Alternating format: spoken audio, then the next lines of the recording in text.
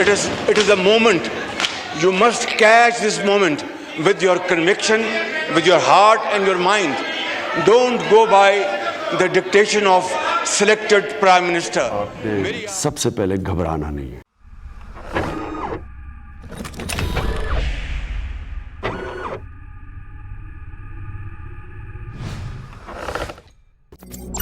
Hello everyone, welcome back to Brahmaj. I think some of you remember that the former Pakistani Prime Minister Imran Khan's 2018 campaign relied on a promise to make the country's economy work for the poor by ending corruption and providing employment. But 4 years later, inflation in Pakistan is the highest of any country in South Asia.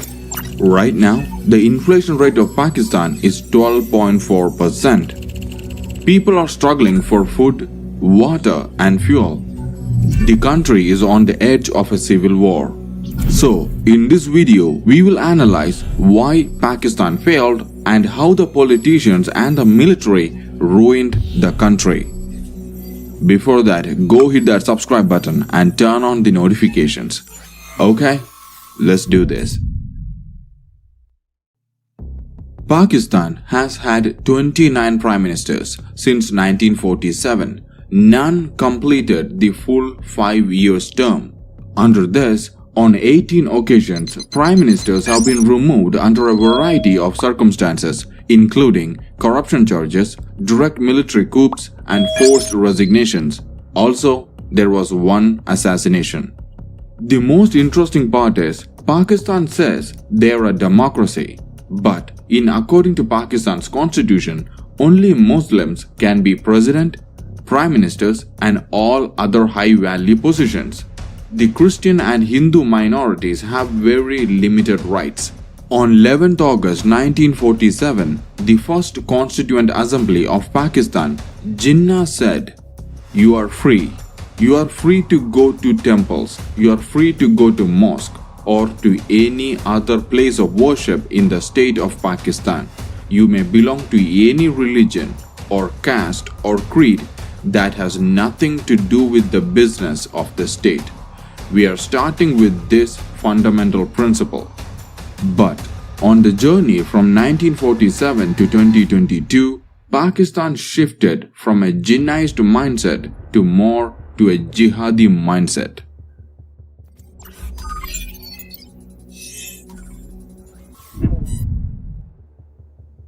Pakistan's initial failure is due to political instability. From the beginning, the country has fluctuated between democratic and military control. Do you know that no prime minister has served out his or her whole term? Moreover, during democratic governance, every single leader who comes forward to lead the country initially attempts to correct the mistakes of the previous government. And by the time they began implementing their own strategies for the country's development, they have been removed by another group.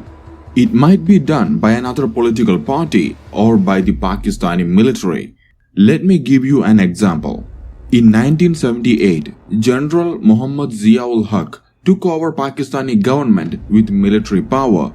As soon as he came to power, he acted like a complete dictator. He banned trade with the neighboring countries and censored the media within the country.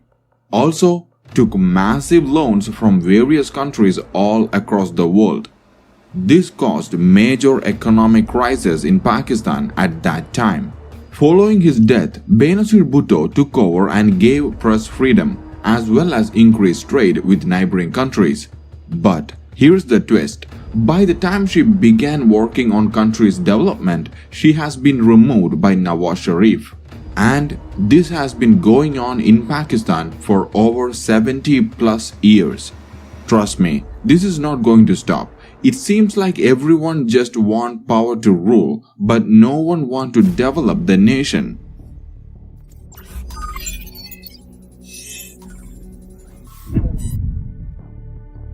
From 1947 to 2022, Pakistan fought 4 major and expensive wars with India. Why I'm saying expensive? Because after losing all 4 wars, Pakistan lost a huge amount of money and went on an economic crisis. Also, before these wars, Pakistan had a very good relation with USA and Europe. I will explain you why USA and Europe made a very good relationship with Pakistan at that time. Pakistan had a very long history of providing military support for various organizations within Afghanistan dating back to early 1970s. The Soviet invasion on Afghanistan in December 1979 caused widespread concern and a turning point in international politics. The Soviet-Afghan War actually benefited Pakistan's economy and defense because USA outsourced most of the work to Pakistan for a price. USA don't want to use their own military in Afghanistan because it will be very costly.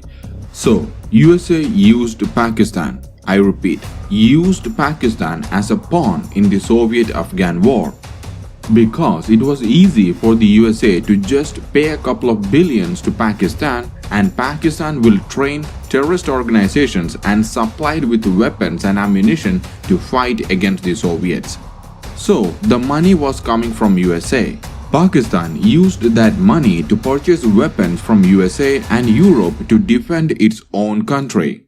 But the problem occurred when the Pakistani politicians and the army officials started using this money to buy properties in USA and European countries instead of using this money to develop the nation. After the Soviet-Afghan War, lot of Pakistani refugees came to Pakistan. These Afghan refugees not only created political, economic and ecological problems but also posed an alarming threat to Pakistan's internal security.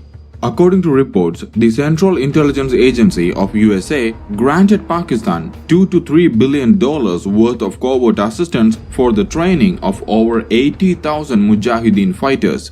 But even after the withdrawal of the Soviet troops in 1989, Pakistani military officers at that time continued to provide training services in the training camps within Afghanistan and eventually ended up in the creation of Taliban. So, the very same organization that took training from Pakistan is now an enemy of Pakistan.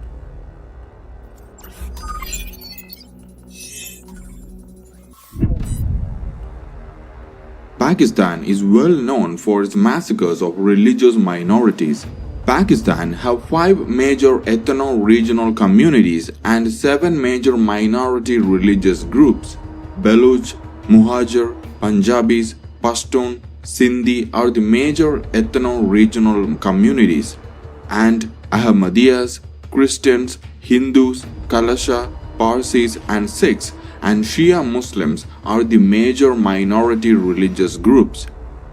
Take a look at this. According to Pakistan's constitution, section 295C, whoever by word, either spoken or written, or by visible representation, or by any imputation, innuendo or insinuation, directly or indirectly, defiles the sacred name of the Holy Prophet, shall be punished with death or imprisonment of life, and shall also be liable to fine.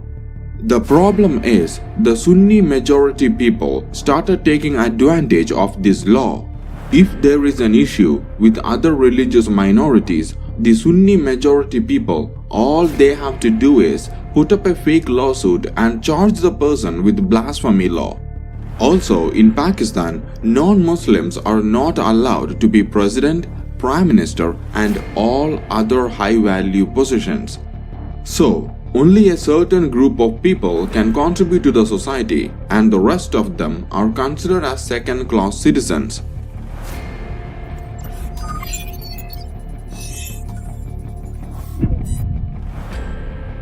According to 1941 census, Lahore had around 40% Hindus and Sikhs.